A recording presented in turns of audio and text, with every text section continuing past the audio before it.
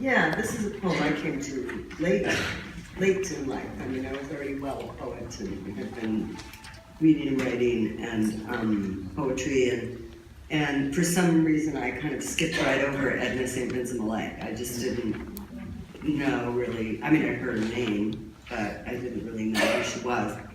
And one day my husband was reading something and he said, "Wow, listen to this poem." And he read me this poem. I said, "Who read that?" He said, "Edna St. Vincent Millay." And I said, "Really?" I said, "Let me see that," you know. Grabbed the book from him and I kept reading it and reading it. I don't know, it just struck me. And then I wanted to read more Edna St. Vincent Millay, so I went and started reading her poems. And of course, you know, I didn't even know I knew the famous kind of like, my candle, I burn at both ends, and you know, whatever. But it was her other poems that got to me. For instance, I Am Not Resigned, you know, I mean, again, kind of not a typical, what we think of when we think of Edna St. Vincent Millay, just like O'Hara, we don't think of him as writing something like you just read, right? And when you hear this poem, you don't think immediately, oh, that must be Edna St. Vincent Millay, because we haven't been exposed to all her work. But it made me want to know more about her, and so I went and got the biography, Savage Beauty, and read that. And I loved the poem, but after I read the biography, it made the poem new for me. So I'll tell you about that after I read it. This is called Assault. Like violence, assault.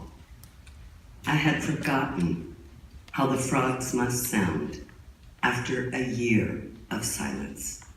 Else I would not have ventured forth alone at dusk upon this unfrequented road. I am waylaid by beauty, who will walk between me and the crying of the frogs. O savage beauty, suffer me to pass, that am a timid woman on her way from one house to another. And I loved the poem. To tell you the truth, I'm not even sure exactly why I loved it. I loved the way it sounded. I loved the idea of frogs being silent for a year and this woman alone on a road, and this idea of savage beauty, that beauty could actually be terrifying, and the use of the word suffer, you know, suffer me to pass, and the timidity, you know, of this woman on her way from one house to another. And of course I'm thinking of, you know, from the house of life to the house of death, or from the house of the one alone spiritual being in the house of God, or the higher spiritual being, you know, the house of the single to the house of the many. It could be many things. I saw the metaphor and loved that. And then I read Savage Beauty, which is about her life. And I realized that she had grown up as a young girl with her sisters in a house, and her mother, the father was gone, and the mother was a nurse, so she would go off when there were big outbreaks of different kinds of plagues, you know, and Maine. And so the mother would be gone for sometimes days, weeks at a time, tending to the wounded or to, you know, the suffering. And the girls would be left on their own. And they had their jobs to do. Each one of them had a job. One would take care of the fire, one would cook the breakfast, one would clean, one would sew, and they had different times of day that they did all these things.